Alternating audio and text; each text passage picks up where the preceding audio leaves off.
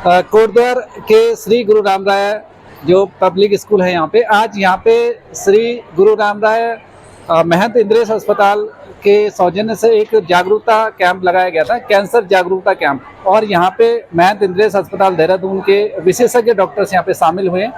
मेरे साथ में अगर बातचीत के लिए मौजूद हैं अभी डॉक्टर पंकज गर्ग जी। आप कैंसर रोग विशेषज्ञ हैं महंत इंद्रेश अस्पताल देहरादून में, और आपने जो जानकारी यहाँ से साझा की कैंसर की जागरूकता को लेकर बड़ी शानदार थी।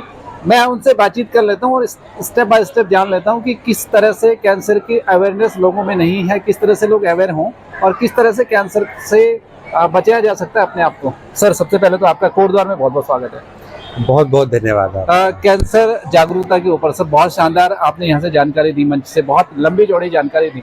आप कुछ शब्दों में हमारे जो दर्शक हैं उनको बताएं सर कि कैंसर के सबसे पहले तो बचाव पे बात करते हैं कि इसके बचाव के लिए जैसे आपने बताया कि 6 तरह के कैंसर को हम लोग वैक्सीन से बचा सकते हैं। वो कौन कौन से टाइप के कैंसर हैं जिनको हम वैक्सीन से बचा सकते हैं? देखिए, कैंसर को हम 2 प्रकार से रख सकते हैं। एक वो कैंसर है जिनके होने की क्लियर कट वजह हमको पता है और उन वजहों को अगर हम रोक लें तो कैंसर को होने से हम रोक सकते हैं। इसको हम प्रिवेंटेबल कैंसर्स कहते हैं। एक वो कैंसर है जिनको होने की कोई स्पेसिफिक वजह हमको नहीं पता है, यानी उनको होने से हम नहीं रोक सकते, लेकिन उनकी जल्दी डायग्नोसिस करने से, जल्दी पकड़ने से, जल्दी स्टेज में पता लगने से उनका पूरा इलाज संभव है।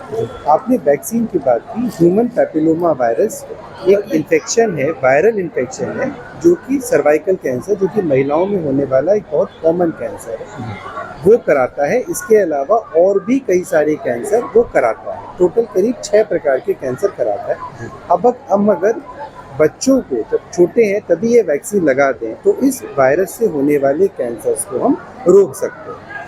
इस जो कैंसर की बात करें सर, तो वैक्सीन की बात करें तो किस उम्र की, आपने कहा महिलाओं में, तो किस उम्र तक की जो लड़कियां हैं हमारी, अगर हम लोग उन पे लगा दें तो कैंसर से बचाया जा सकता है? 6 प्रकार के। ये जो है ये एक सेक्सुअली ट्रांसमिटेड इन्फेक्शन है, तो यूजुअली हम रिकमेंड करते हैं कि 9 साल की उम्र से इसको लगाना चाहिए। 9 साल से 14 साल की उम्र तक 2 डोज लगती हैं, जैसे एक आज लगेगी और एक 6 महीने के बाद, यानी 0 और 6 मंथ। 14 साल से 26 साल तक या तब तक सेक्सुअल एक्टिविटी नहीं शुरू हुई है तब तक 3 डोज लगता है, मतलब एक बूस्टर भी लगता है 0 मंथ, 2 मंथ और 6 मंथ। ये इसका शेड्यूल होता है।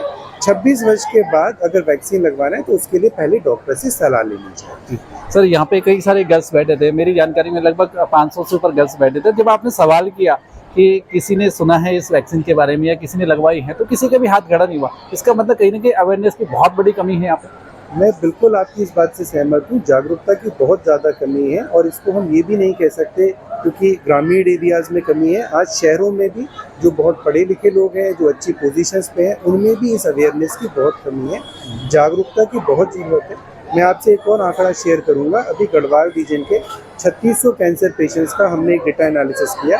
उसमें स्टेज 1 में सिर्फ 6% पेशेंट हमारे पास आए थे। स्टेज 2 में 11%, यानी 80% से ज़्यादा जो पेशेंट थे वो स्टेज 3 या स्टेज 4 में आए।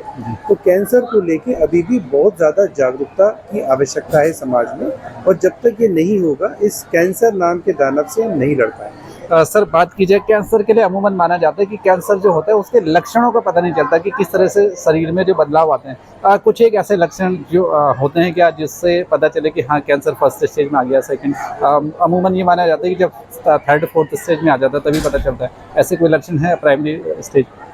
देखिए, मैं आपसे कहूँगा, जैसे कहा बदलाव, अगर कोई भी बदलाव शरीर में ऐसा आ रहा है जो आपको लगता है पहले नहीं था और नया है, वो एक चिंता का विषय हो सकता है। जैसे शरीर में अगर कोई एक नई गांठ बन गई या कोई एक ऐसी गांठ जो बहुत सालों से थी लेकिन उसमें कोई बदलाव नहीं आ रहा था, तो वो चिंता का विषय नहीं है।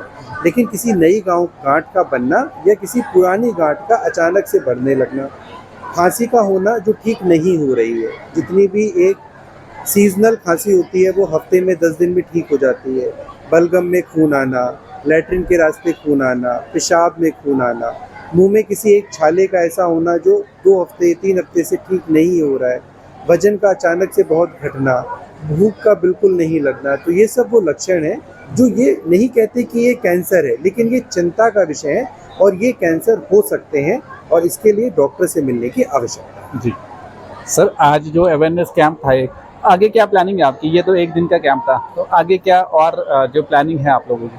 हमारी यहाँ पर संस्था है जो कि गुरु राम राय पब्लिक स्कूल है और गुरु राम राय पैरामेडिकल स्टाफ है। इस संस्था के जो चेयरमैन हैं महंत देवेंद्र दास जी महाराज, वो इस बात को लेके बहुत चिंताजनक हैं कि ये चीज़ों को हम कैसे आगे लेके जाएं, जो ये अभी भी लोगों में जागरूकता की कमी है इसको हम कैसे बढ़ाएं। तो महाराज जी का ये आगे भी विजन है कि ऐसे कैंप हम लगाते रहेंगे। हम ये भी कोशिश करेंगे कि यहाँ पे हम कोई एक छोटा हम सेंटर भी इस्टेब्लिश कर पाएँ ताकि लोगों की हम मदद कर सकें और सही समय पे उन्हें अवेयरनेस भी दे सकें और ट्रीटमेंट के लिए गाइड भी कर सकें। सर आखिरी सवाल आपसे, जब आज तो यहाँ पे कैंप था, आप मौजूद रहे, अगर आपसे मुलाकात करनी हो किसी पेशेंट को या अगर मिलना हो, जानकारी लेनी हो या ट्रीटमेंट कराना, तो किस तरह संपर्क कर सकता आप लोग? पटेल नगर में श्री महंत इंद्रेश अस्पताल है जहाँ हमारा पूरा कैंसर यूनिट है, वहाँ पे संपर्क कर सकते हैं। इसके अलावा यहाँ पे हमने हमारे कॉन्टैक्ट नंबर्स भी दिए हुए हैं, उन पे भी कॉल करके हमसे संपर्क किया जा सकता है। चलिए डॉक्टर साहब, बहुत बहुत धन्यवाद आपका, आपने बहुत महत्वपूर्ण जानकारी साझा की। और जो वैक्सीन की आप बात कर रहे हैं, हम भी अपने दर्शकों से अपील करेंगे कि मैक्सिमम जो गर्ल्स हैं वो इस वैक्सीन को लगाएं ताकि आगे जो कैंसर है उससे बचाव हो। मैं थोड़ा सा इसमें और बस ऐड करना चाहूँगा कि ये वैक्सीन सिर्फ लड़कियों के लिए नहीं है, लड़कों के लिए भी है, क्योंकि सर्वाइकल कैंसर के अलावा ये और भी कैंसर्स को रोकती है। तो लड़के और लड़कियाँ दोनों को वैक्सीन की आवश्यकता है। आपका बहुत बहुत धन्यवाद।